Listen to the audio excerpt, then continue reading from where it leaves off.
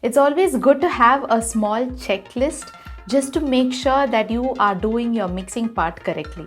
And in this video, we're going to look at the top 5 most important steps that you need to do without fail in order to get better mix outputs. I'm Florina Jain, otherwise known as Flow of Music, and I put out a lot of content related to music production and music business in general. So if that interests you, then you need to click the subscribe button. So let's get into the video. Step number 1 is to completely organize your project. Now I've got 21 tracks. So you may not have 21, you may have more than that. You may have 40, 50 tracks. So if you continue to keep your project like this and then you just start mixing it right away, you're going to get confused and it's going to be overwhelming for you, right? So it's always a good practice to first organize your project even before you begin to mix. So in this case, this is a project without any vocals. So I'm just going to prioritize it in an order by which I'm going to mix it as well. So I've got a bunch of percussion elements over here, which I'm just going to drag and put it on top because I want that to be my priority track, followed by probably the bass. So I'll put this here. I've got high ambience chords, maybe because these are like supporting elements. I need strings right next to the bass. Oh, hi-hat, I left that. So I need to keep it along with the percussion. And then just group everything up. So just highlight all the tracks that are part of the same instrument. And then you just need to press Command, Shift and G. So you get this sum 1. I'm just going to double click it and rename it as drums. And I'm also going to give some color coding to that. So I'm just going to click Option and C and probably give a color like that. Close this.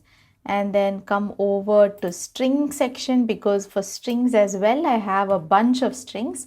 Maybe put a prominent color because I've got my melody coming over there, and also group them, supposed to give the same color to the group as well, and then write that as strings, close it. And then I've got chords, probably a color, ambience, something like that. Bass can, have a shade similar to the drums as well. And I'm also going to highlight everything, right click and click assign track color. So whatever colors you gave here will be assigned automatically on the left side as well. You can also put markers. So suppose I have chorus coming from here, just click this drop down, keep your cursor in a place where you have that section. Just select that plus and then double click and write chorus. And let's say I get the intro here, so I can just double click and write intro. So when I close it now, I can clearly see this intro here and the chorus coming over here. I can also click this notes, click edit and write down information regarding the project, like the name of the song and then key, the chord progression and all those stuff. So whatever I want comes as a part of this project, so I don't have to break my head later on thinking what the key of the song is or what the chord progression is. Nothing. Everything is written over here. So this is the first step. Just sit and spend time in just organizing so that later on you'll be able to deal with it in a very smooth manner. Step number 2 is to remove any unwanted tracks or unwanted noises from your project. Let's say I've got 2 more tracks. Okay, and I added it, but I really didn't use it. So you just need to click delete. Okay, you don't need to have anything in your project that you're not going to use, right? When I talk about removing silence, it means all these stuff. So if you see in this bass track, there is information only here and nothing over here. So I have selected my marquee tool over here. While clicking command, I'm just going to highlight this area and click delete, and that gets deleted. So you need to remove all these unwanted silence. So in this track, everywhere there's silence. So you can do it at the same time as well. So all these places as well, just to make sure that you don't have any noise coming in. And if you want to look at this waveform in a better way, there is this waveform button over here. Just click, drag it on top and you can see it in a better way. This is not increasing the volume or the gain. This is only for visual representation. So now I can clearly see some more silence in these tracks. So I can quickly remove it like this and like that. This makes the project much more cleaner and you will only have stuff that you need in this project, not any other unwanted stuff. The next step is to use your EQ and compressor in the right way. A lot of people think that you have to use EQ and compressor on all the tracks. Actually, that is not necessary. Only when you need it, you need to use it. So for example, if I take the string section and I add an EQ, first you need to check and listen to sounds that are unpleasant in this track. So how I do that is use a bell curve and make it a bit narrow like that. While the track is being played, I slowly move the bell curve like this. And when I hear something that is not nice, maybe I'm hearing a resonance somewhere or a hum somewhere, I just keep it there and try to find out the exact accurate point. And then I click this gain knob and slowly move it down like this. So my first step will be for subtractive EQ, meaning I'm going to remove stuff that are not sounding good in that track. Suppose when I do this, I don't hear anything, sounding bad or anything. But probably in some YouTube video, you notice that somebody told you to increase the highs. So you just blindly decide to increase, and then somebody tells you here you need to reduce, so you're reducing. It doesn't work that way. This EQ happens based on your track. So maybe you may not have any noise over here, but cutting it like this is making the track sound artificial. You may need the frequencies that are coming through this, right? So just check and do it according to your track. So after you finish doing subtractive EQ, do an additive EQ. So same process. So keep checking, and if you feel like in a certain place, if you increase the frequency, it's going to increase the clarity. So for example, for me, especially in vocal tracks, this is a common stuff that I do. Whenever I increase something like this using a high shelf, I get the clarity in a much better manner and the quality is good. So I normally increase it like that, and then depends on the track. When I check, sometimes I increase it like this in a wider manner. For clarity and all, you need to do a trial and error. So if you're trying to use a high shelf like what I did, first you may not notice a difference if it's just a little increase. So increase it a lot, check it before and after, see if you like that tone. If you do like it, then if you want to have that in your track, don't continue to keep it at this level, because then it's going to sound bad. So you do need that effect, but not a lot. So you can then reduce the gain, because you know that by increasing that area, that is the sound you're getting, right? When you increased it a lot, you'll know, okay, this is what is being increased. And then you can have a control over that. And the same approach applies for compressor also. When I add a compressor, I don't just add it for the sake of adding, just to tell people that I add it on all the tracks. No, not like that. See, imagine you're having a pad sound, okay? And it is an atmospheric pad. So I'm clicking the note C, and it's just giving me a constant atmospheric C sound throughout, okay? There's no difference in dynamics at all. Now, why do I have to add a compressor on that track? I don't have to add it because there's absolutely no dynamic effect, and the compressor's purpose is to level the soft parts and the loud parts. In a pad, when you're using only one note, you're not going to have any dynamics at all. So you don't have to use a compressor there. On the other hand, if you have kick or drums and then you have guitars, all those stuff, you will have differences in dynamics, and that is where you use a compressor. And again, how much are you going to use a compressor depends on your track.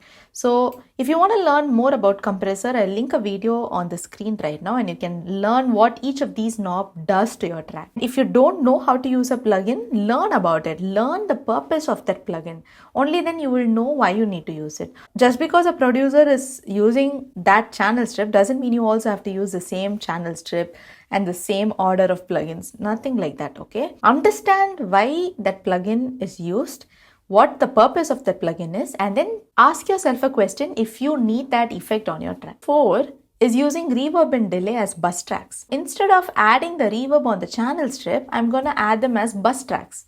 So I'm going to click Sense, Bus Track, go to a bus, and then I'm going to add a reverb. We'll just use a stock reverb for now.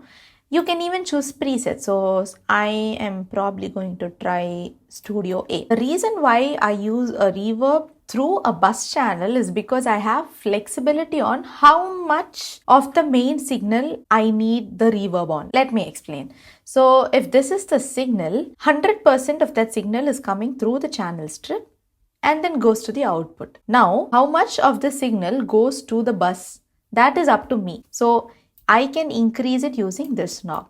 So I can, decide if I want only so much of the actual signal into the reverb or maybe a lot like that. If you decide to put your reverb on the channel strip itself, then you're just blindly telling the plugin process the whole track by going through the reverb. And you may say, see, I have this wet and dry knob, so I can control it over there. No problem, you can do it. But imagine you have 5 to 6 tracks and you want the same kind of reverb on all the tracks. And you continue to add the reverb on the channel strip again and again. So you're multiplying the number of plugins you're using, which in turn gives load to your computer and processing time as well. And your computer might hang. If you want to use the same settings of a plugin for multiple tracks, it's better to use it as bus tracks. So you not only use only one plugin for multiple tracks, but you also can control how much of that reverb you want for each and every track.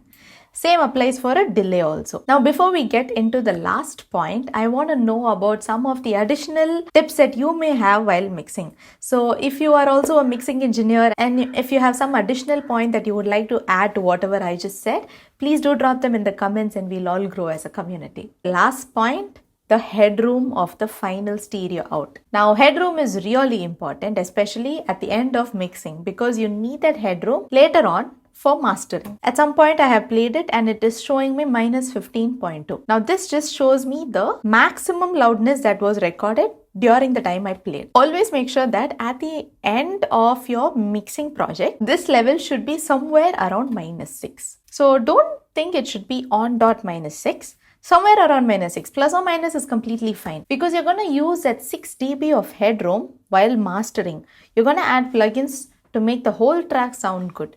So at the end of your mixing project, it should have that level. So let's say after mixing, maybe my entire volume looks like this, and then I play, but accidentally it's becoming too loud and this is not minus 15, it's shooting up somewhere in the positive dB, like plus 2. How do you rectify that? One method that I always tell my students is to just highlight all the tracks that are like this. You can't change an individual volume fader, okay, because you have balanced it accordingly. You then try to, reduce the volume just because it's increasing like this. It's going to mess with the balance of the overall track. So highlight everything and then you reduce. So reduce it by 2 dB. And then you check it if it is coming within that headroom that I mentioned. If not, reduce it even more. And if you feel like by doing this method, the playback sound is becoming very less, increase the levels in your interface. So you have a monitor knob. So if you have connected it through your speaker, you can directly increase it. And if you connected the headphones to your laptop, make sure you change it to your interface and then increase the monitor knob. Now, I know producers who don't even leave headroom while mixing, and that really shocks me as well. But everybody has their way of working with projects, and at the end, if your track is sounding good and people like your song, you have achieved it no matter how you've done it. So if you actually ask me, mixing is really subjective and it depends on your style. It's not like this is the right method and all that. These are some tips that I have learned along the way that has really helped me. So I thought of sharing it with you as well. So I hope this video was useful for you. If you want to have a lot of shortcuts in Logic Pro in your fingertips, then there is a link in my description for you to download the 50+ Logic Pro shortcuts PDF guide. So you can go ahead and check that as well. If you have any more tips to add, just comment below and we'll all grow as a community. I hope this video was useful. Thank you so much for watching. Never stop making music, and I'll see you guys in the next video.